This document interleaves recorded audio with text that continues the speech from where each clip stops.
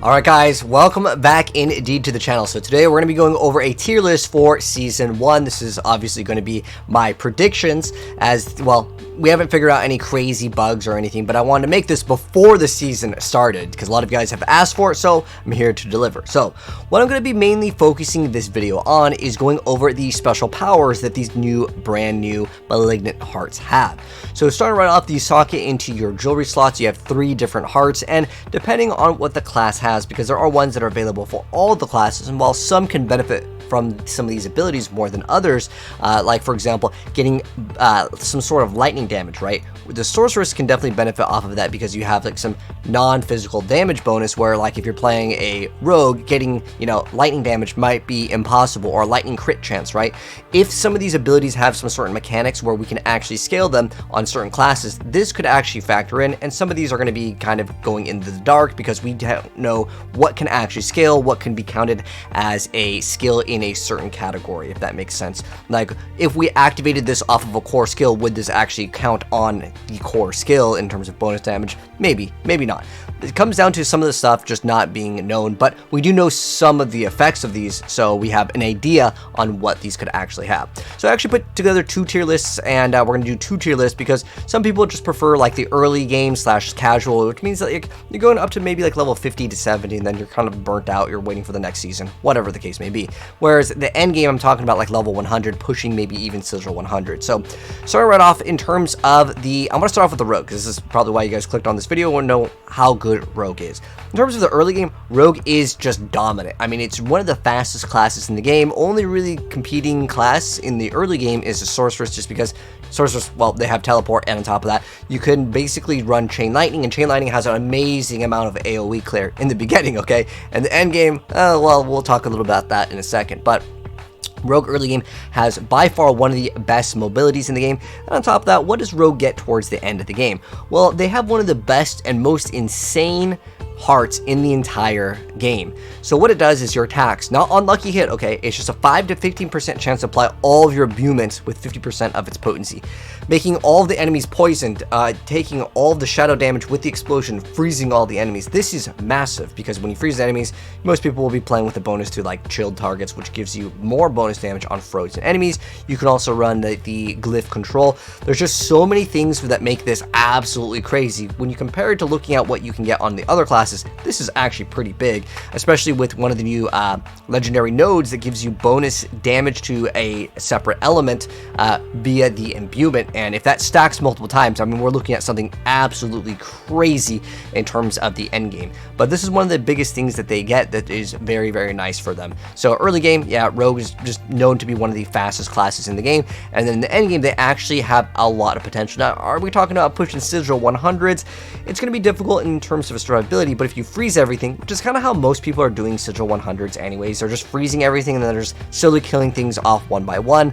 I would say it could be anywhere from S to A tier. So like, I'm going to kind of put it in this category right here because I think that arguably Druid is just going to be the best class if you're just looking to do Sigil 100s, because, well, the Bulwark Druid just is simply able to tank more than any other class and also deal an insane amount of damage compared to everything else. So I think that there are technically better options, but, you know, if someone put Rogue in S tier, I wouldn't be like, oh my gosh, this is a wrong tier list, because I've been looking at tier lists as well to kind of determine what classes, you know, are actually playable towards the end game. Because, for example, if I was to rank any rogue that's outside of Twisting Blades, I'd consider it relatively bad. Now, if you want to play Penetrating Shot just to push for Sigil 100, sure, but Necromancer can output way more DPS, especially with their brand new special heart. So I think A is pretty good for rogue in the end game, but S tier early on, it has the best speed. Alright, so next up, let's go over the Necromancer. So in terms of the Necromancer leveling experience, I actually don't find it to be that bad. Getting the minions is nice. You do lack mobility, so there's no way Necromancer's S tier for like the earlier stages of the game. Most people watching tier lists to kind of figure out, you know, what class should I play? I'm kind of more of a casual. Necromancer is a fantastic class because you don't need very specific things. Same thing with a rogue earlier on. You just get the Twisting Blade aspect and you're zooming, right? With Necromancer, I think B is okay. The reason why is you don't have mobility, and that is so big. Now, obviously, we will have the horse, you know, because into Season 1, you have access to the end game as long as you complete the campaign. Most people that are watching, you know, what's the best class Season 1, more likely have completed the campaign. If you haven't completed the campaign, then I'd probably put it a little bit lower because, well, it's just going to be slower because you don't have the horse. But I think B tier is a relatively okay spot for the Necromancer in terms of its leveling in the earlier stages. Now, for most people, if they're just looking to hit like level 70-ish and they consider that part of the endgame, Necromancer is a high S tier. And the reason why is when you look at the other classes like the Druid requires you to get Tempest Roar. It requires you to get several uniques. It requires you to have a lot more things than other classes. So I want to put Necromancer in the S tier for that category because a lot of people are using this video as kind of a guide to, you know, what is the most chill class to play, what's the best class, and to tell people that, well, like, oh, Druid's definitely the best class, or, you know, it is definitely one of the best in the endgame. It's also an S tier class. However, the problem is that Druid requires you to get a unique, and there's people that spend hundreds of hours and still never got a Tempest Roar. People have been like, yo, I got level 100, I still don't have this one item I need to make my build work. And unfortunately, that is the nature of, you know, the game. However, Druid has so many options. I know we're talking about Necromancer here, but like, Druid just has so many different more, like, variety in the build diversity that you have in terms of the endgame. So as far as Necromancer goes, this is only if you want to play Bone Spear. Necromancer has one build right now that's really good. And the brand new Malignant Power is insane on Necromancer. What it does is it makes it so each minion drains your essence, but you deal 50 to 70% increased damage. But if you have no minions, you get the bonus and you drain your essence at 5 per second. So basically, the 40% damage that you lost gets multiplied by 75%, so that's a higher number. Now there is a downside with it, but there's other different, you know, things in the Malignant Hearts. There's one that uses your HP instead, and that can actually be pretty good, because then when you heal, you're able to get extra resource. So you don't really have the 100% just downsides to this in terms of like the draining essence. You have other ways to kind of recuperate it, but specifically this can be kind of cool. There's also ones where walking near a corpse will just deal walking near a corpse automatically activates the equipped corpse skill. This is cool for automation. There's another automation where like it just has an aura that automatically casts Decrepify. That's really cool. And I think that this is going to make Necromancer really good. So in terms of leveling experience, again, I don't know why they didn't just go Blood Mist grants you 25% movement speed. That's all they needed. It's just some sort of movement speed. Just you could just copy and paste Blood Rush from Diablo 3. Necromancers definitely need a movement speed. So in terms of early game, yeah, they suffer from that, but late game, yeah, they have a lot more options. But only if you're wanting to play Bone Spear in terms of, you know, options for making the build way faster than any other class, because you hit simply so hard. Even with the nerfs, it doesn't matter. Necromancer's output's insane DPS. All right, next up, in terms of the other classes. Okay, so Druid, I want to go to Druid next. Druid, I mean, I could probably just leave it here in D tier for the early game. I feel like if I was to go over the class that I would least want to play for leveling, it's definitely Druid. If I was to pick the top 2 bottom classes for leveling, Druid at 2 times. The reason why, it's just so dang slow. I mean, yeah, you have like some mobility. You have more mobility than Necromancer, but like you just need the powers to really get Druid rolling, and you know, early game you just don't have those. I'm gonna leave Druid here. Now, as far as the end game, I mean, I was already praising the Druid. It is so good. And what does Druid get with its Malignant Power that makes it super good? Well, this is pretty insane. So they lost the ability to be perma unstoppable, but it doesn't really matter. So when you're hit with something that would stun, knock down, or freeze you, there's a 60% chance if you get a high roll to just activate an ultimate. Like, what? That is absolutely ridiculous. So this alone just makes them so insanely cool. There's also another one to give you kind of more of a pet build, so they have a little bit more play, and there's like a defensive one that gives you Cyclone armor, but specifically, this, just to be able to get Grizzly Rage, is pretty dang good. And on top of that, they already are the best class if you look at like most tier lists. And I know that like the reason why I want to grab these tier lists also to show, because like, you know, obviously this is my tier list, it's probably not going to be exactly the same. I want to go over like the different builds. Like I said before, Druid has so many different builds that they can play. There's the Lightning, there's the, well, it's a Shred Druid, there's the Tornado one, there's the Lightning Storm Druid, and then there's also, wait, there's Bulwark not even put on? Okay, Bulwark in the S tier. I guess that's kind of in the same way in terms of Lightning Storm, but nonetheless, there's so many different ways that you can play Druid. There's also Pulverize, but specifically being able to, again, get an ultimate off of just a RNG mechanic, yeah, that's amazing. So Druid is definitely there. So Next up though, Barbarian. So in terms of the early game, the Barbarian actually is not bad. So this is where like I will definitely have people, you know, want to argue with me on this one, but I've leveled up. I played this game since 2022. If you make a Thorns Barbarian, because I played and tested the game, I play tested the, I had the review copy and the 2022 copy that I can talk about. Thorns Barbarian is still insanely powerful. Earlier on, I think it's one of the like the really good classes for leveling. I know some people are like, Barbarian and Druid are the worst.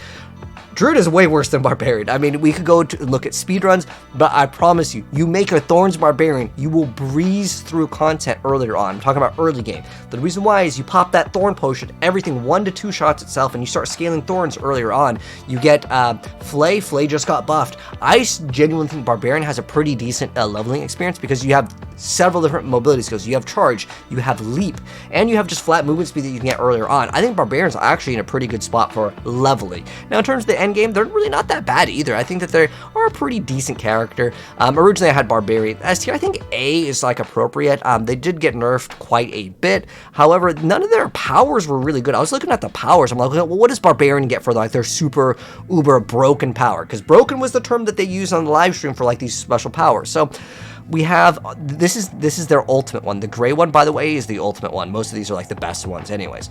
But the gray one over here, these are like the super ones. So what is their super power? We have an incoming damage, has a 5 to 15% chance to be ignored, and it just heals us.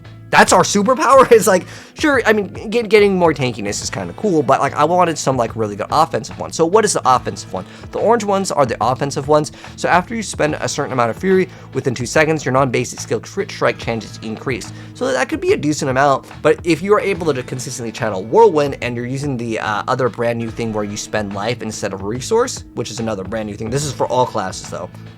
Maybe you can make Barbarian like okay. So if you are able to continuously channel it, I mean, getting 30 crit on top of like the Whirlwind aspect, I mean, you could easily get 100% crit on Barbarian. It's so simple. So I think for that reason, I want to put Barbarian in the A tier. But if that thing is actually really good, it could easily be S tier. I mean, 100% crit for any build in Diablo is really, really good. But they haven't gotten anything new that was really cool. There's like this new thing where you get to charge, and then the Ancients also charge with it. It's kind of cool, but honestly, it's probably still going to be a Whirlwind Hoda. I mean, there's people that you're running double swing as well. There's a little bit more play with Barbarian, whereas like some of these endgame classes, well, Rogue, Twisting Blades is way better than anything else. If you want to play range, you only really have options to play like Necromancer because it's just way better.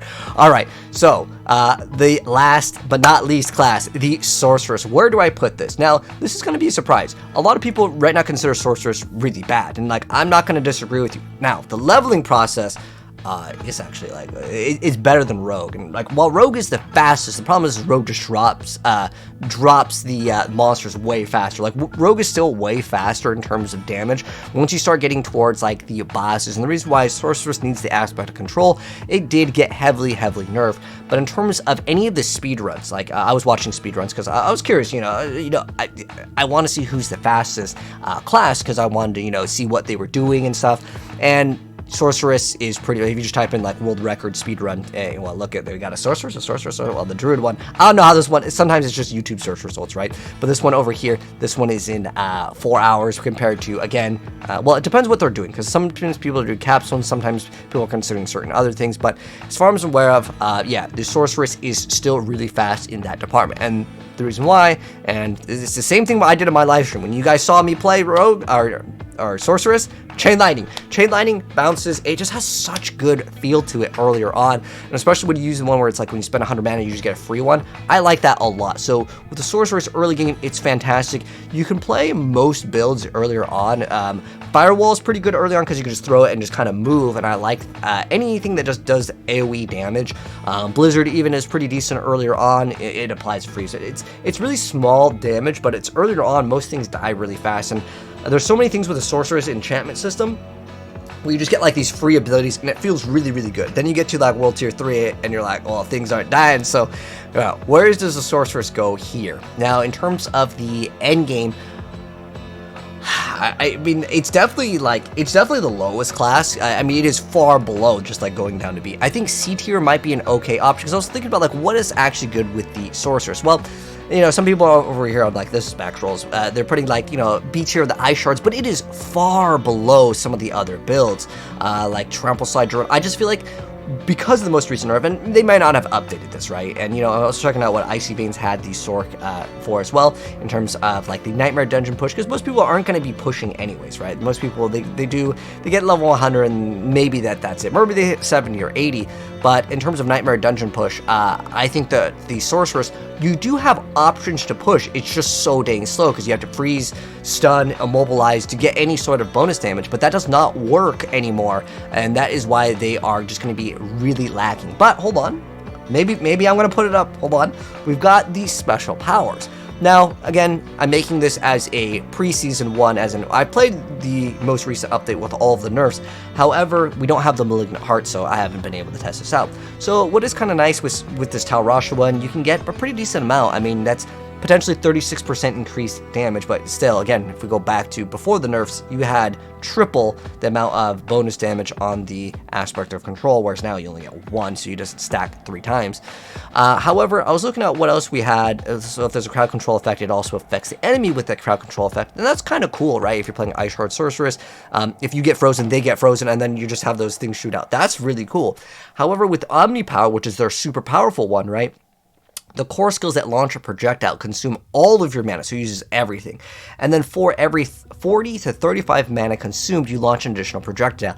And the damage increased by 3 to 5% per. So this could be actually pretty big. Let's say you have maybe 200 mana. That would be really big to shoot that many projectiles. Now, I'm not actually positive how this works. And the reason why, do they even have, where the heck is...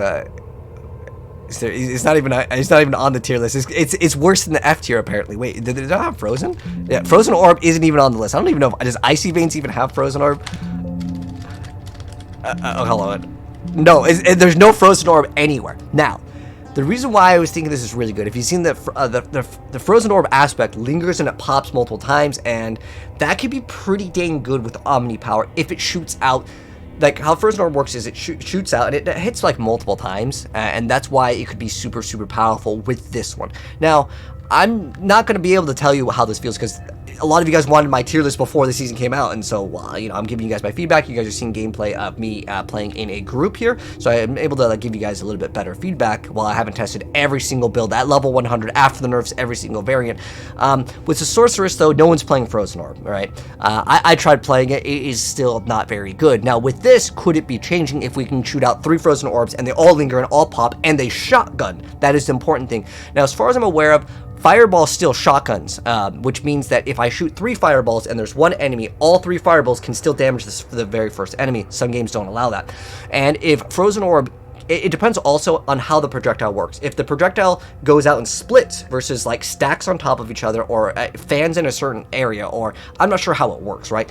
But this, honestly, with Frozen Orb, if you can stack all triple Frozen Orbs, and they just buff Frozen Orb actually like 2 or 3 different times, and you get a consistent vulnerability proc because you're getting multiple Frozen Orbs, I think that we could maybe, okay, I'm not saying this for sure, but I think it could be pretty good. The only thing that has anything that's going to save Sorceress is this Omni Power over here, because what else would actually work? And I was also thinking about the Fireball staff that lets you shoot 3 projectiles. Would it shoot additional projectiles per extra projectile? That's where I'm like, okay, maybe this could be crazy. It probably doesn't, but, you know, I can't test it out right now to tell you. But I was thinking that, you know, any other projectiles that would work, that is, again, a core skill. I'll have to double check on everything that's a core skill. But, because getting, like, basically 1 extra Ice Shard, right, that's, like, nothing. But Frozen Orb could be something a little bit bigger. I mean, heck, with even... I don't know if Chain Lightning is considered a projectile. It technically goes out, right? But if that also works, that you get more Chain Lightnings, oh man, I would get super excited, because then you can start looking at Lucky Hit. Again, this is the only thing that has any potential. If I was to know that that thing doesn't exist, oh man, I'd put Sorcerers right here. But I could easily see this thing being super powerful, and I think it could be a season potential. But I'm gonna put it right here in C tier because this is an unknown. However, that has a lot of potential. Anyways, that's gonna wrap it up. That's my tier list. This is for the end game. This is for early game.